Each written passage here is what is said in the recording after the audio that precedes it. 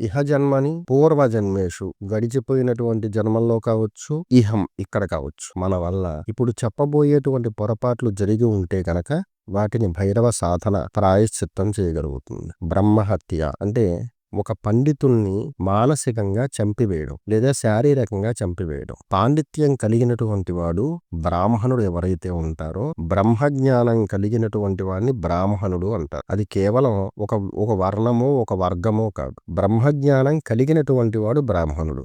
అటువంటి పాండిత్యం కలిగి శ్రద్ధగా జీవించేటువంటి వాడిని మానసికంగా గాని శారీరకంగా గాని కురంగా తీసి హతుల్ని చేయడం, మానసికంగా చంపడం గాని, క్షోభకు గురి చేయడం గాని, శారీరకంగా వాడి యొక్క ప్రాణం తీసేయడం గాని, ఇటువంటివి చేస్తే బ్రహ్మహత్యా పాతకాలు వస్తాయి. ఈ బ్రహ్మహత్యా పాతకాలు చాలా రకాలు ఉంటాయి. అటువంటివి అని చెప్తాడు. అందులో ప్రధానమైనది పండితుల్ని, బ్రాహ్మణత్వం అంటే బ్రహ్మజ్ఞానం కలిగి చాలా ప్రశాంతమైన జీవితాన్ని గడుపుతున్నటువంటి వ్యక్తిని బలహీనపరిచి అతన్ని హతుల్ని చేయడం. ఇటువంటి బ్రహ్మహత్యా పాతకం చేసినా సరే కాలభైరవ సాధన లేదా భైరవంలో గురువుగారు మనకు ఉపదేశించేటువంటి క్రమాలు ఏవైతే ఉంటాయో వాటిని సాధన చేయడం వల్ల ప్రాయశ్చిత్తం కలుగుతుంది.